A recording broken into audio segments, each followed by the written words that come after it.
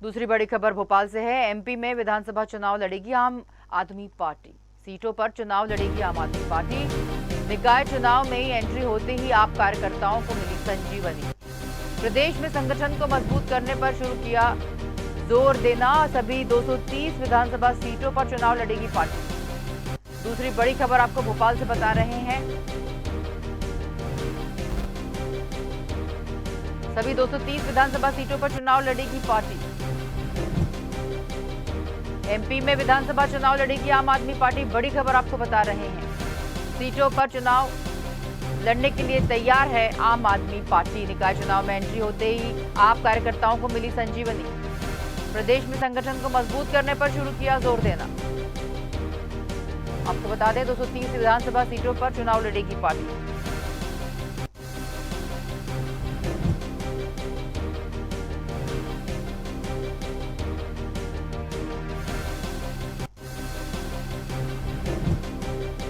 और इस खबर पर हमारे साथ हमारे सहयोगी दुर्गेश गुप्ता जुड़ गए हैं। दुर्गेश, ये बताइए कि 230 विधानसभा सीटों पर आम आदमी पार्टी चुनाव लड़ेगी, बड़ी खबर आ रही है।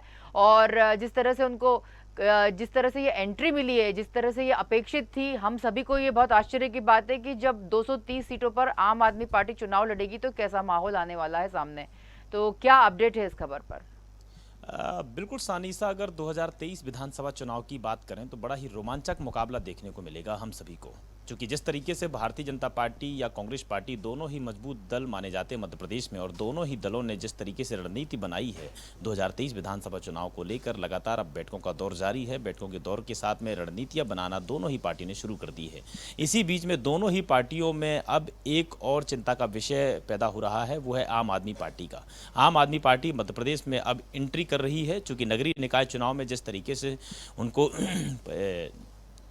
चुनाव परिणाम मिले थे, उसको लेकर आम आदमी पार्टी बहुत खुश और उत्साहित नजर आ रही है, जिसको लेकर अब 2023 विधानसभा चुनाव पे भी वह एंट्री मारने जा रही है। सबसे अहम बात यह है कि दिल्ली और पंजाब की तर्ज में जो दिग्गज नेता है यहाँ पर मध्य प्रदेश में, चाहे वह कांग्रेस पार्टी के हो चाहे भारतीय जनता पार्टी के हो, उन दिग्गज नेताओं के खेमे में, दिग्गज नेताओं के विधानसभा क्षेत्र में सबसे ज़्यादा आम आदमी पार्टी मेहनत करेगी। और सबसे ज़्यादा अगर आम आदमी पार्टी का फोकस रहेगा तो विंध्य और चंबल ग्वालियर जोन पर सबसे ज़्यादा फोकस आम आदमी पार्टी का रहेगा। तो कहीं ना कहीं जिस तरीके से आम आदमी पार्टी की एंट्री है 2023 विधानसभा चुनाव में, वह कहीं ना कहीं चाहे वह भारतीय जनता पार्टी हो चाहे कांग्रेस पार्टी हो, दोनों के लिए ही एक चिंता का विषय बना हुआ है। जिस तरीके से मध्य प्रदेश की अगर हम बात करें तो मध्य प्रदेश के मौजूदा हालात में जिस तरीके से दोनों ही पार्टी, चाहे वह भारतीय जनता पार्टी हो चाहे कांग्रेस पार्टी, दोनों ही पार्टियों में आरोप प्रत्यारोपों का दौर जारी रहता है, चाहे वह भ्रष्टाचार का आरोप हो और चाहे किसी महंगाई या बेरोजगारी दर की बात करें। तो वहीं आम आदमी पार्टी के जो प्रदेश अध्यक्ष हैं, उन्होंने दोनों ही पार्टियों पर आरोप लगाते हुए कहा है कि अब मध्य प्रदेश में तीसरे विकल्प की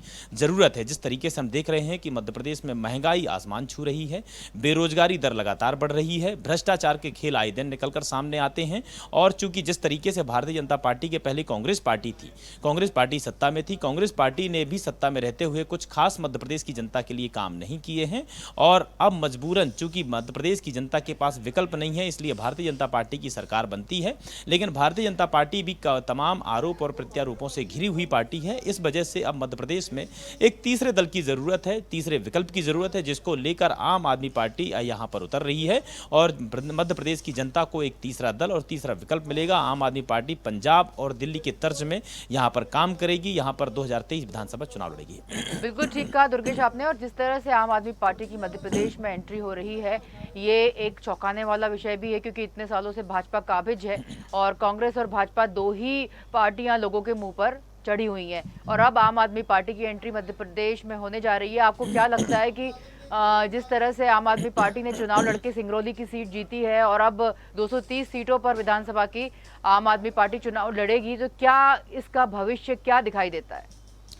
बिल्कुल, जिस तरीके से अगर हम बात करें नगरीय निकाय चुनाव पर, जिस तरीके से आपने जिक्र किया, सिंगरौली सीट आम आदमी पार्टी जीती थी नगरीय निकाय में, और नगरीय निकाय चुनाव में कहीं ना कहीं आम आदमी पार्टी ने चुनाव लड़ा था। चुनाव में थोड़ा सा उसको परिणाम उसके फेवर में मिले, उसके पक्ष में मिले आम आदमी पार्टी के, जिसको लेकर आम आदमी पार्टी के कार्यकर्ता उत्साहित हैं। अगर हम आने वाले भविष्य की बात करें, आने वाले कल की बात करें, तो आने वाला कल जरूर आम आदमी पार्टी के लिए एक सुनहरा जरूर साबित होगा।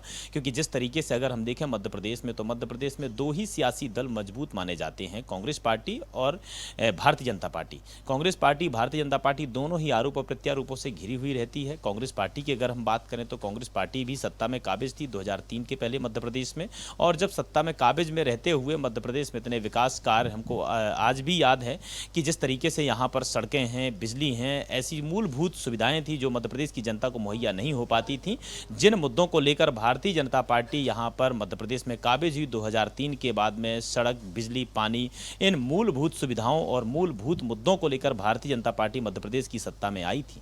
मगर अब इस बार और इस वक्त सबसे महत्वपूर्ण अगर मुद्दा है तो वह है महंगाई और बेरोजगारी दर और लगातार बढ़ रहे भ्रष्टाचार के खेलों को लेकर।